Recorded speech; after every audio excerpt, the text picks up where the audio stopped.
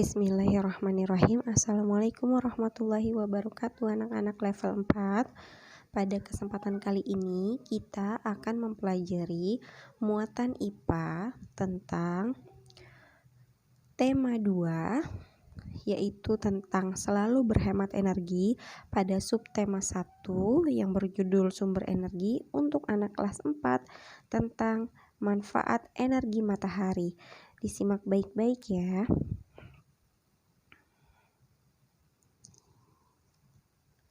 Oke, yang akan kita pelajari pada hari ini adalah tentang energi untuk kehidupan sehari-hari. Nah, apa saja sih manfaat energi matahari? Yang pertama, matahari merupakan sumber energi terbesar di bumi. Matahari dapat memancarkan cahaya dan panas ke bumi. Cahaya yang dipancarkan matahari pada siang hari membuat bumi menjadi terang benderang. Kemudian, panas yang dipancarkan oleh matahari ke bumi dapat dimanfaatkan dalam kehidupan sehari-hari seperti mengeringkan pakaian, menjemur ikan asin, menjemur garam, dan juga dapat menghasilkan energi listrik yang dikenal sebagai PLTS, pembangkit listrik tenaga surya.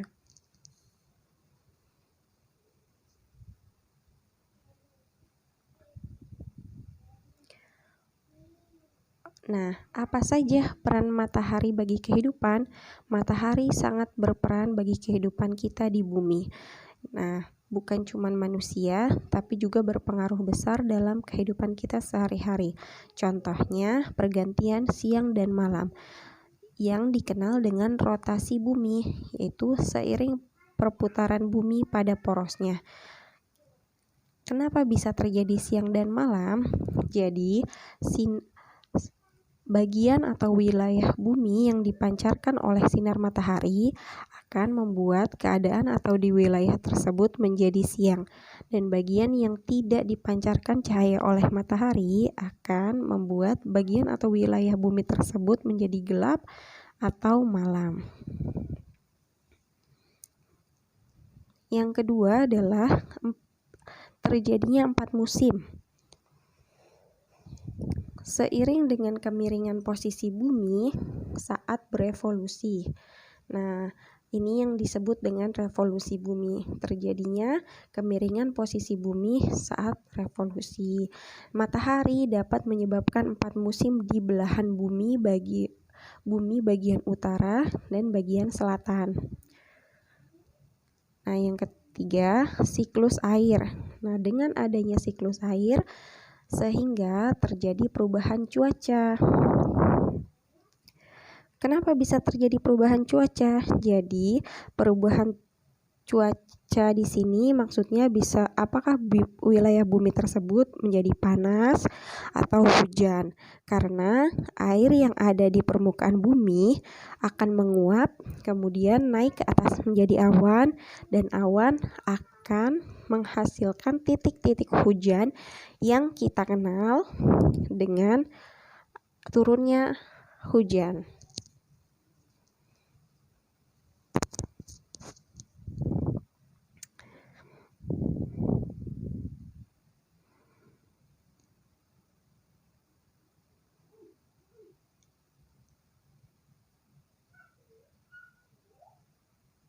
Nah, yang keempat ini yaitu awan. Awan yaitu terjadi pada proses terjadinya hujan seperti yang tadi Bu Guru jelaskan.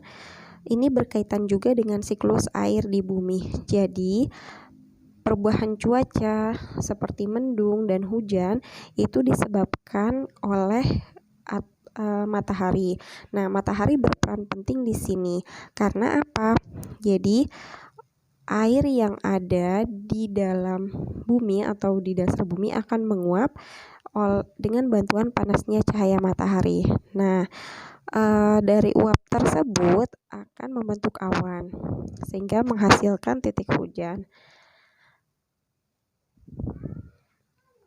Bagian selanjutnya, Seperti yang tadi Bu Guru sudah jelaskan bahwa matahari sangat berperan penting bagi kehidupan makhluk hidup yang ada di bumi, bukan cuma manusia, namun berperan juga untuk keberlangsungan hidup hewan dan tumbuhan. Di sini contohnya peran matahari bagi kehidupan tumbuhan pada proses fotosintesis, yaitu proses membuat makanan pada tumbuhan. Nah, bagaimana peran matahari di sini? Jadi, matahari atau cahaya yang diberikan oleh matahari ditambah dengan karbon dioksida akan membantu proses fotosintesis. Nah, dari proses fotosintesis ini akan menghasilkan oksigen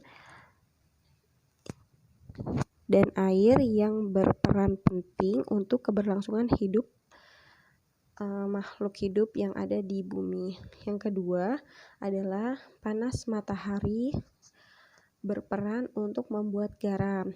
Nah, dari penguapan air laut di sini akan dijemur di bawah terik matahari dan akan terjadi penguapan sehingga dapat dipanen oleh petani garam. Dan yang ketiga ada panel surya. Panel surya ini berperan untuk mengubah energi matahari menjadi energi listrik, sehingga kita bisa memanfaatkan energi listrik yang dipancarkan oleh cahaya dan panas matahari tersebut untuk menyalakan benda-benda elektronik. Nah, kalau teman-teman lihat, banyak juga beberapa rumah yang sudah menggunakan panel surya.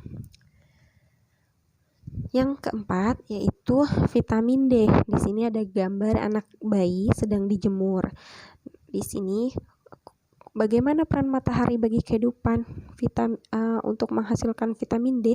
Jadi vitamin D ini cahaya matahari ini membantu proses terjadinya vitamin D untuk pertumbuhan tulang-tulang pada anak-anak. Seperti itu, teman-teman. Jadi dengan adanya panas matahari ini membantu proses terjadinya vitamin D. Nah, bukan cuma bayi saja yang dijemur di bawah terik matahari. Kita juga boleh atau wajib berjemur di bawah terik matahari, apalagi di saat pandemi seperti ini. Untuk orang dewasa seperti kita, cahaya matahari berfungsi untuk imunitas tubuh kita. Nah, yang kedua, angin sebagai sumber energi. Kalau yang pertama tadi adalah matahari, yang kedua adalah angin. Nah, angin dapat diperbaharui. Artinya apa? Angin selalu tersedia dan tidak akan habis walau digunakan terus-menerus. Nah, fungsi angin adalah untuk menggerakkan awan. Apa fungsinya di sini? Seperti yang tadi Bu Guru jelaskan pada slide sebelumnya. Ketika angin itu untuk menggerakkan awan, ketika air yang ada di bawah di dataran bumi itu kemudian terjadi penguapan dan akan membentuk awan. Nah, awan itu akan dibawa oleh bumi, sehingga dari terbentuknya awan ini akan dibawa oleh angin agar awan yang terbentuk ini akan menurunkan hujan pada wilayah tertentu. Seperti itu. Jadi, wilayah tertentu tidak terjadi kekeringan atau kemarau.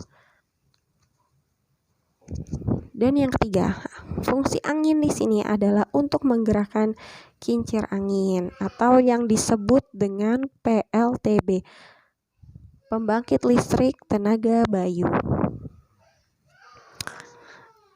Nah, sumber energi listrik seperti yang tadi dijelaskan, dari adanya pembangkit listrik tenaga bayu tersebut bisa menggerakkan kincir angin dan menghasilkan energi listrik.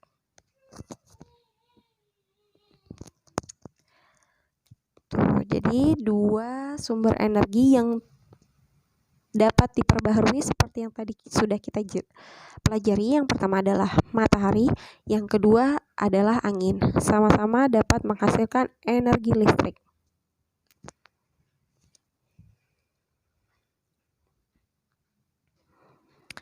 Nah, sumber energi selanjutnya.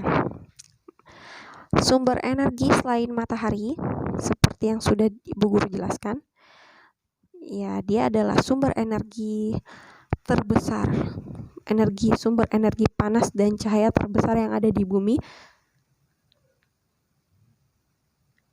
dan memberikan banyak manfaat bagi keberlangsungan makhluk hidup yang ada di bumi. Yang kedua adalah air. Nah, air berfungsi untuk memutar kincir air dan pembangkit listrik.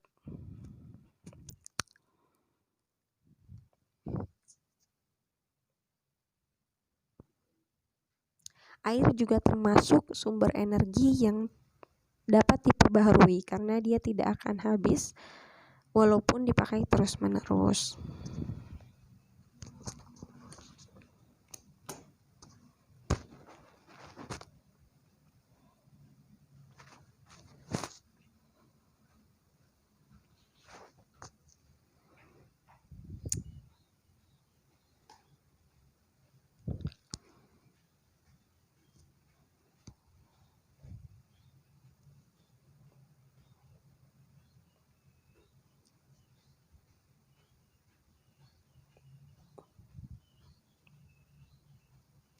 Yang ketiga adalah angin. Nah, angin juga sama ya teman-teman, dia merupakan energi yang dapat diperbaharui walaupun digunakan terus-menerus dia tidak akan habis. Nah, fungsi angin tersendiri dapat memutar kincir angin. Nah, selain itu angin juga dapat membantu pekerjaan kehidupan manusia atau berfungsi dalam kebermanfaatan atau keberlangsungan hidup manusia. Contohnya apa? Seperti menggerakkan perahu layar. Kemudian untuk anak-anak bisa membantu pada saat main layang-layang. Nah, angin juga ramah lingkungan, dia juga tidak akan habis walau digunakan terus-menerus. Dan yang keempat, sumber energi yang diperlukan oleh tubuh manusia yaitu makanan. Nah, makanan energi kimia bagi tubuh. Karena adanya makanan, kenapa dikatakan sumber energi? Makanan merupakan sumber energi karena dengan adanya makanan kita dapat melangsungkan aktivitas kita sehari-hari. Kita memiliki energi dan tenaga untuk melakukan kegiatan sehari-hari. Kita bisa bergerak, kita bisa berlari. Itu karena bahkan kita juga bisa berpikir, itu juga dibantu oleh adanya makanan. Tentunya makanan yang bergizi.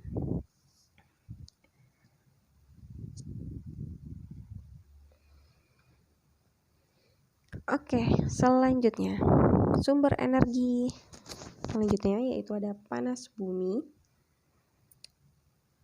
Nah, panas bumi ini berasal dari aktivitas tektonik di dalam bumi ya teman-teman.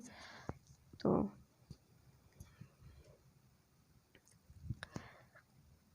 Yang kedua adalah biomasa.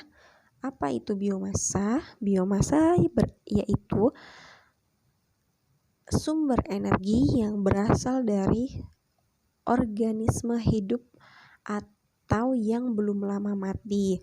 Nah, biomasa ini maksudnya bisa dihasilkan dari perkebunan atau pertanian. Nah, seperti contohnya di Gorontalo, dia memanfaatkan bekas atau sisa perkebunan seperti jagung kemudian dimanfaatkan untuk pembuatan minyak.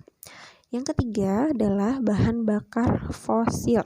Nah, bahan bakar fosil ini berasal dari sisa-sisa makhluk hidup yang terkubur dalam bumi jutaan tahun.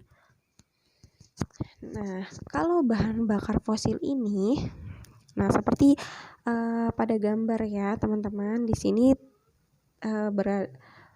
pengeboran ya, sedang terjadinya atau proses terjadinya pengeboran di laut. Nah, bahan bakar fosil ini bisa habis teman-teman. Jadi kita harus menggunakannya dengan bijak karena untuk menghasilkannya, untuk mengadakannya lagi, dia membutuhkan waktu yang lama. Sedangkan dia mudah habis kalau kita pakai terus-menerus. Dan yang ketiga adalah sumber energi berdasarkan ketersediaannya. Nah, sumber energi berdasarkan ketersediaannya itu dibagi menjadi 2 ya. Yang pertama, sumber energi terbarukan atau sumber energi yang dapat diperbaharui, sama saja. Apa sih sumber energi terbarukan? Sumber energi terbarukan itu sumber energi yang selalu tersedia di alam dan dapat dimanfaatkan secara terus-menerus. Jadi, sumber energi ini tidak akan habis walaupun kita pakai terus-menerus. Contohnya, matahari, jelas ya, sumber energi matahari, air, angin, dan biomasa. Kenapa biomasa? Karena hasil pertanian atau sisa dari pertanian itu